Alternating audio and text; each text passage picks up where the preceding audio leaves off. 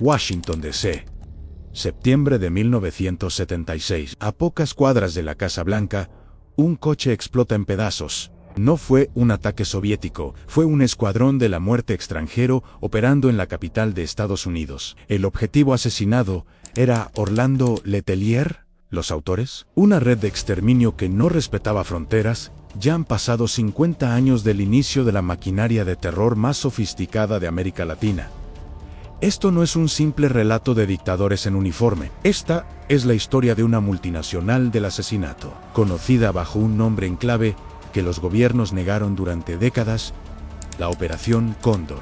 En los años 70, 6 países sudamericanos se unieron con un único propósito: aniquilar a la disidencia política. Argentina, Chile, Uruguay, Paraguay, Bolivia y Brasil crearon un cártel estatal de desaparición forzada. El arquitecto de esta pesadilla fue el coronel chileno Manuel Contreras, el temido jefe de la DINA. Contreras no quería simples policías, quería una red de espionaje al estilo de la Gestapo europea. En noviembre del 75, convocó una cumbre secreta de inteligencia en Santiago de Chile. Allí firmaron el Acta Fundacional de Cóndor, un pacto de sangre para cazar ciudadanos en cualquier país. A partir de ese día, si un opositor chileno huía a Argentina, estaba firmando su sentencia de muerte. Si te gusta destapar los crímenes que la historia oficial te oculta, suscríbete ahora mismo al canal. Lo más aterrador de Cóndor no eran sus armas, sino su tecnología. Crearon un sistema casi futurista. Mucho antes de la Internet pública, establecieron una base de datos computarizada llamada el sistema Condortel. A través de máquinas de Telex encriptadas, compartían listas de objetivos, perfiles psicológicos y rutas de escape. Un agente en Montevideo podía pedir el perfil de un estudiante asilado en Bolivia y recibirlo en minutos. Las embajadas se convirtieron en centros de espionaje, donde operaban asesinos con inmunidad diplomática. La operación se dividió en 3 fases oscuras. La fase 1 era recolección masiva de inteligencia y vigilancia. La fase 2 era la acción: secuestro, interrogatorio, bajo tortura extrema y posterior desaparición en países vecinos. Y luego estaba la aterradora fase 3, asesinatos selectivos fuera de las fronteras de Sudamérica. Para borrar todo rastro físico, el cártel institucionalizó una de las tácticas más crueles de la historia: los macabros vuelos de la muerte, un sistema diseñado para que los cuerpos jamás fueran encontrados. En lugares como la ESMA en Argentina, los prisioneros eran inyectados con un sedante llamado pentotal sódico. Les decían que iban a ser trasladados a granjas de recuperación.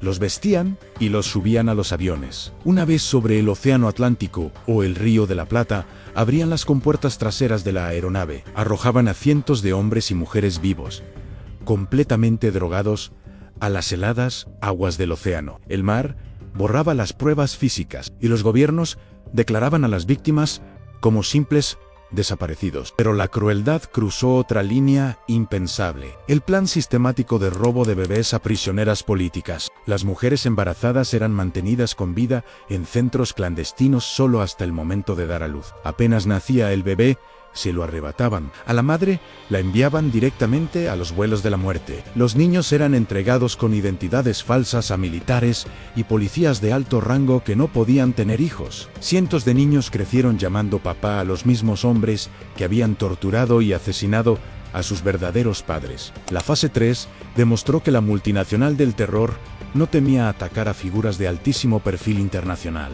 El general chileno Carlos Prats fue volado por los aires con una bomba en pleno Buenos Aires en el 74. Políticos uruguayos refugiados en Argentina fueron secuestrados en sus casas y encontrados acribillados en vehículos abandonados. Intentaron asesinar a líderes en Roma e incluso planearon ataques en la ciudad de París.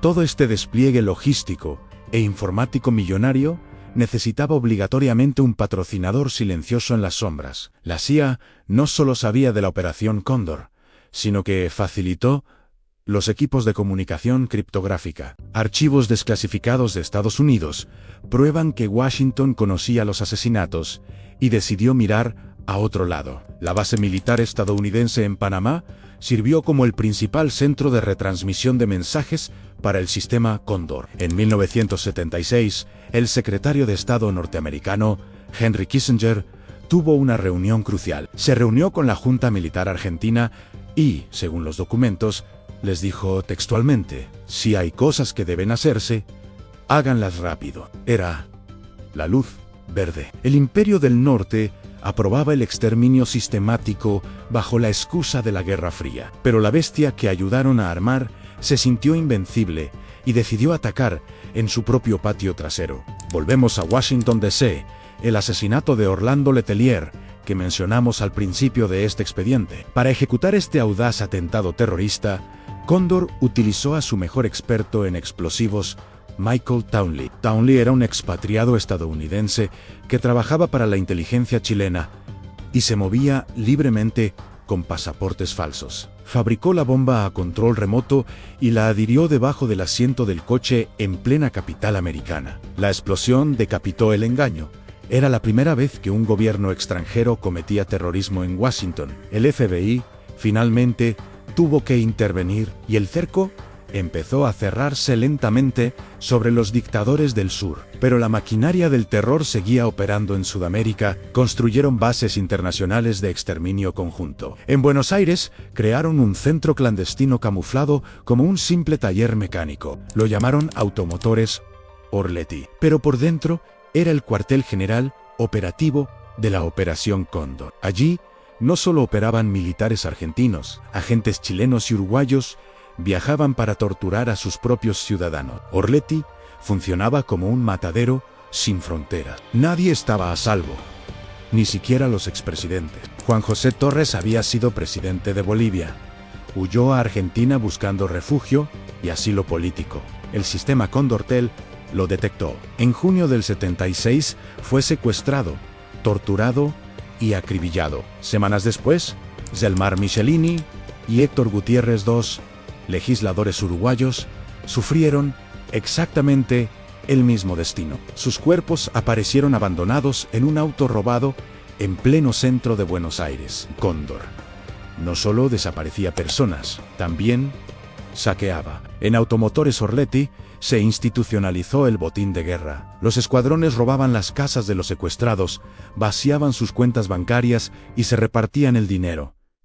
Secuestro, extorsión, robo de bebés y exterminio. Un modelo de negocios letal administrado por el Estado. Aún así, durante muchísimos años, los gobiernos militares negaron tajantemente la existencia de esta red multinacional. Sus defensores decían que todo era un invento, que era simple propaganda de izquierda para desprestigiar al Estado. Los familiares de los 60.000 desaparecidos no tenían pruebas físicas, solo el vacío de las ausencias. Hasta que en diciembre de 1992, en Paraguay, la tierra literalmente habló. El abogado e investigador Martín Almada estaba buscando evidencias de su propia tortura durante la dictadura paraguaya. Un informante anónimo lo llevó a una comisaría abandonada en la ciudad de Lambaré, a las afueras de Asunción. Lo que encontraron allí derribó para siempre el muro de mentiras de la dictadura.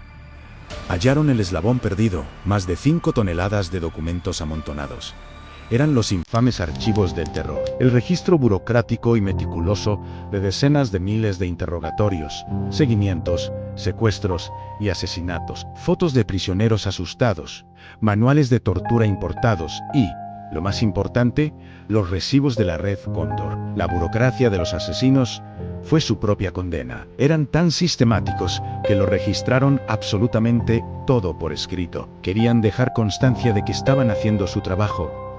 Esa soberbia estatal fue la prueba que los hundió. Los archivos del terror confirmaron que la Operación Cóndor fue responsable de al menos 50.000 homicidios, 400.000 presos políticos torturados en mazmorras clandestinas esparcidas por todo el cono sur de América. El descubrimiento obligó a la justicia internacional a actuar. Jueces europeos comenzaron a emitir órdenes de captura. El caso más famoso fue el arresto del dictador chileno Augusto Pinochet en Londres en el año 98. Pinochet pensó que era intocable.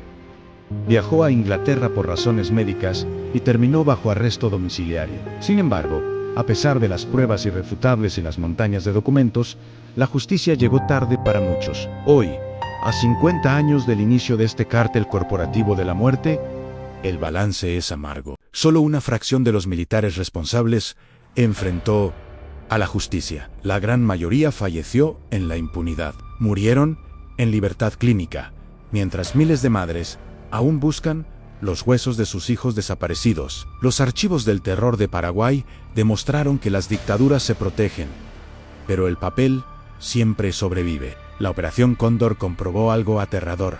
El asesino en serie más peligroso del mundo puede ser tu propio gobierno. ¿Conocías la existencia de la base Automotores Orletti? Déjalo en los comentarios. Suscríbete a Historia Infiltrada para desclasificar el próximo secreto. Y haz clic aquí para ver nuestro video sobre Irán. Es un caso brutal sobre cómo la religión fue usada como arma de exterminio infantil. No te lo pierdas.